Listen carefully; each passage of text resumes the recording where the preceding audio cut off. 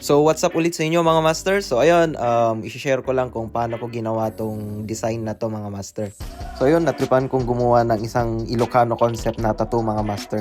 So ayun, bali ang napili kong concept nga master is Biag ni Lamang na concept master. So Biag ni Lamang is epic story ng mga Ilocano mga master.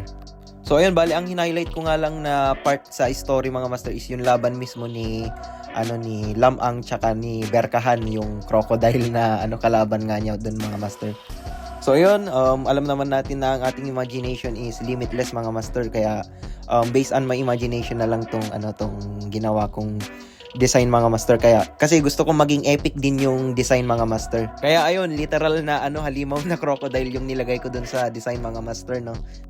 Pero syempre, hindi ko rin magagawa tong design na to mga master ng sarili ko lang. Kaya ang ginawa ko is nag-generate ako ng mga image through AI mga master. Kaya kung mapapansin nyo dun sa mga first part ng video mga master, napakaraming image na na-generate ko. So ayun, syempre pumili ako ng mga pinili ko lang yung parang mga image na angkop dun sa design. So yun, ang una kong ginawa mga master is yun na nga, generate ko nga muna yung image ni Lamang.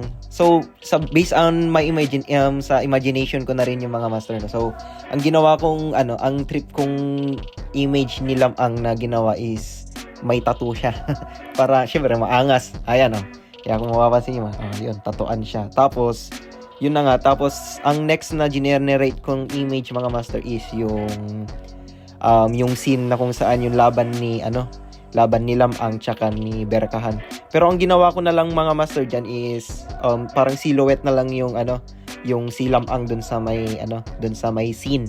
Kaya yan yung yung napili kong image na i-incorporate natin sa design na gagawin natin mga master.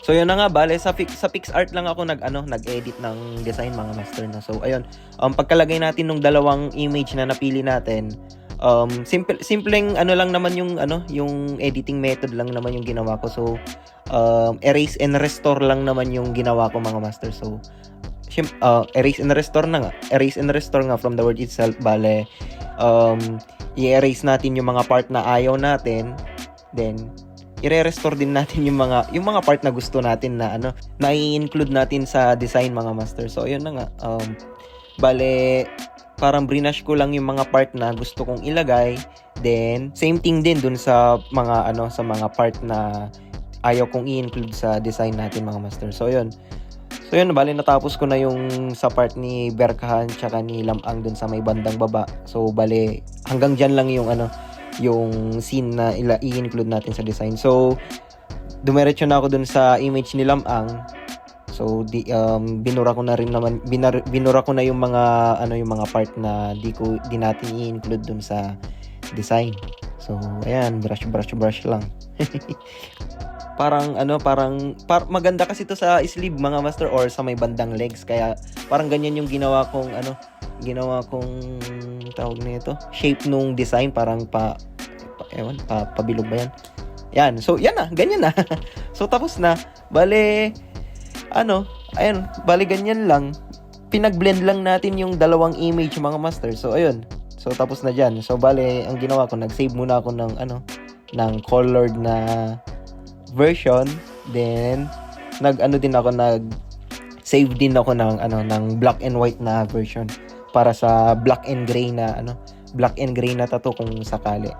So dun sa colored version mga master, pwede ko pang i-edit yun kung gugustuhin ko pa. Pwede kong i-ibahin yung sa color grading niya, parang ganun.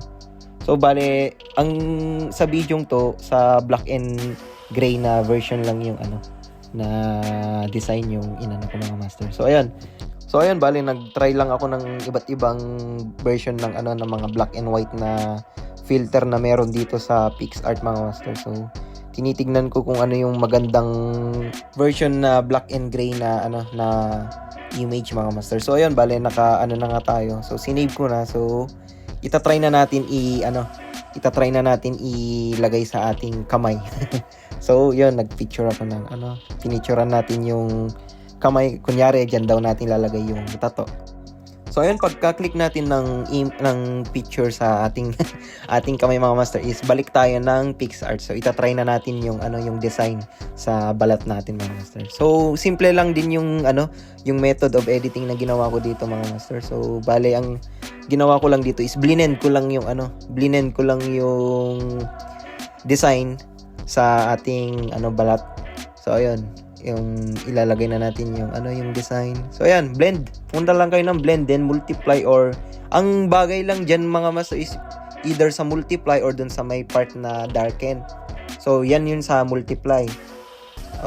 Ito naman sa may darken mga master. So parang para sa akin mas maganda dito yung yung darken mga master, kasi parang mas light. Pero ang ginawa ko lang dito, pero ang inano ko naman dito sa design na to mga master is parang inano ko sa multiply para mas mas dark naman yung yung image mga master. So ayun, ganun ulit. Para tulad dun ulit sa unang pag-edit natin mga master is erase and restore ulit. So ayun, yung i-erase natin yung mga part na ayaw natin ilagay. Then i-re-restore din natin yung mga part na na ilalagay natin. Kung kunyari nagkamali tayo sa pag-brush mga master, pwede ulit natin i-restore mga master. So yan, brush lang sa may bandang gilid. Ang hirap kasi mag-edit dito mga master, kasi yung daliri ko lang yung gamit ko dito. Wala tayong gamit na stylus mga master, kaya medyo nahirapan tayo sa pag-brush mga master, kasi hindi natin nakikita yung yung kung saan part nga ba dumadapo yung daliri natin, kung saan part na rin yung natatanggal na design, kung saan part ba yung yung nabubura, tsaka yung mga nare-restore. Mas maganda kasi pag may stylus mga master, kasi na nakikita mo kung saan kung alin lang yung natatanggal, mga ganun. So yun, bale yan, tapos na tayo dyan. So i-try ko lang yung ibang filter. So yan yung darken, parang mas maganda siya ng konti, kasi may contrast siya, kaya yung darken yung napili ko. So yun lang, ganyan lang yung ginawa ko master. So yun, nilagay na natin yung logo natin for watermark lang. Watermark kuno. So yun, bale tapos na tayo dyan mga master. So yun lang. Sana wag niyo kalimutan mag-iwan ng like at mag-subscribe sa ating channel mga master, para updated kayo sa mga upcoming videos na i-upload pa natin mga master. So yun lang. Salamat sa panonood. Kita-kits sa ating next video mga master.